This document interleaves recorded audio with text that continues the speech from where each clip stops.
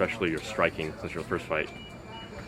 I don't know. Everybody was like, oh, I talk about how he fought so much, but I kept waiting to see him fight. I didn't see him fight at all. It's amazing the way that the way that people talk, like, oh, this guy's been, how do you feel about him having all these fights? And I said, well, I didn't know he fought anybody. I heard he fought some guy named Conor or something. I never heard of him ever.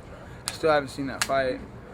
I heard it didn't look good, though. I heard he didn't look good in that fight, I thought he looked great in his last couple of fights. The thing is, those were stand-up guys. Those was a stand-up guy. That's a stand-up kickboxer, too, and it's just a different style, I think he matched up good with that kickboxer he fought. And that's the thing, he takes good fights, matchups for him. So this will probably be a real fight for him now. I don't think he's changed too much, He may have sharpened up some things. However, I got a lot better, I see a lot more than I see now.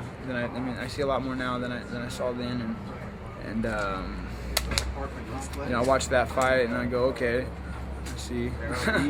So I'm like, all right, whatever, and the way I see it is I was winning that fight. I'm going to win that fight.